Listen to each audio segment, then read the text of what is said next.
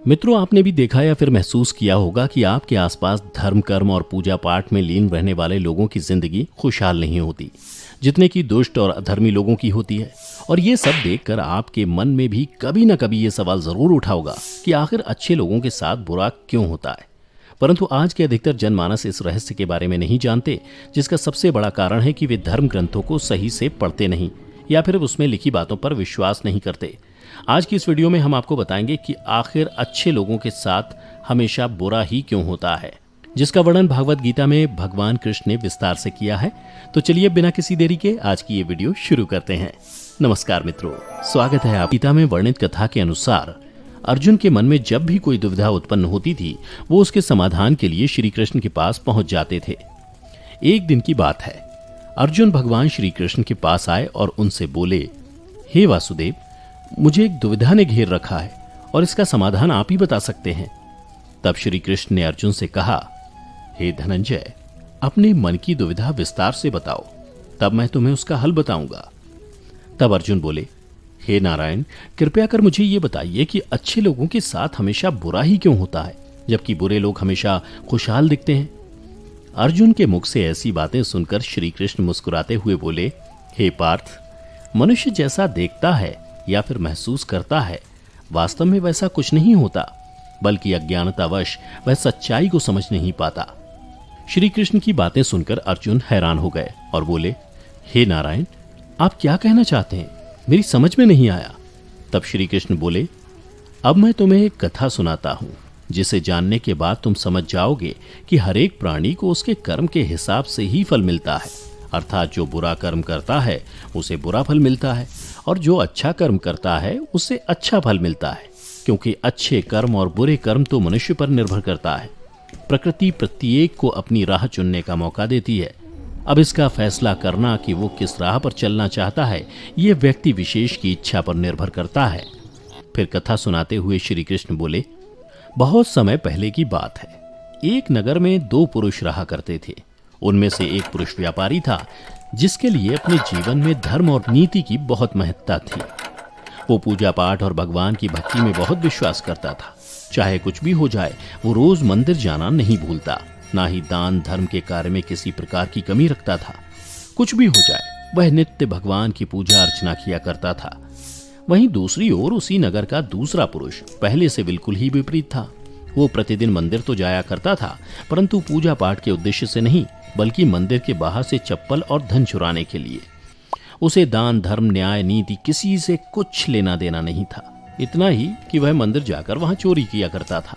इसी तरह समय बीतता गया और एक दिन उस नगर में जोर की बारिश हो रही थी, जिसकी वजह से उस दिन नगर के मंदिर में पंडित के अलावा कोई नहीं था। ये बात जब दूसरे पुरुष को पता चली तो उसके मन में ख्याल आया, अभी सही मौका है मंदिर के धन को चुराने का, और वो बारिश में ही मंदिर पहुंच गया। मंदिर पहुंचकर उस व्यक्ति ने पंडित से नजर बचाते हुए मंदिर में मौजूद सारे धन और जेवरात चुरा लिए और बड़ी प्रसन्नता से वहां से निकल गया। उसी समय धर्म कर्म में विश्वास करने वाला व्यापारी भी मंदिर पहुंचा और भगवान के दर्शन किए, परंतु दुर्भाग्य से मंदिर का पुजारी उस भले व्यापारी को ही चोर समझ बैठा और शोर मचाने लगा। शोर सुनकर मंदिर में लोगों की भीड़ जमा हो गई और सभी लोग उस भले व्यापारी को ही चोर समझ बैठे और उसे अपमानित करने लगे। यह देखकर वो भला व्यक्ति हैरान हो गया और उसे समझ नहीं आ रहा था कि उसके साथ क्या हो रहा है। फिर वह किसी तरह लोगों से बचता हुआ उस मंदिर से निकल गया, लेकिन दुर्भाग्य ने उसका साथ वहां भी नहीं छोड़ा। मंदिर से बाहर निकलते ही वह एक गाड़ी से टकरा गया और घायल हो गया। फिर वह व्यापारी लंगड़ाते हुए घर को जाने लगा। तभी रास्ते में उसकी मुलाकात उस दुष्ट व्यक्ति से हुई, जिसने मंदिर का धन चोरी किया था। वह झूमता नाचता हुआ और जोर जोर से बोलते हुए जा रहा था कि आज तो मेरी किस्मत ही चमक गई, एक साथ वो भी इतना सारा धन मिल गया। जब व्यापारी ने उस दुष्ट आदमी की ये बातें सुनी तो उसे बहुत हैरानी हुई और क्रोधित हो उसने अपने घर जाते ही भगवान की सारी फोटो निकालकर फेंक दी और भगवान से नाराज होते हुए अपना जीवन व्यतीत करने लगा। कुछ समय पश्चात दोनों ही व्यक्तियों की मृत्यु हो गई और दोनों यमराज की सभा में पहुंचे।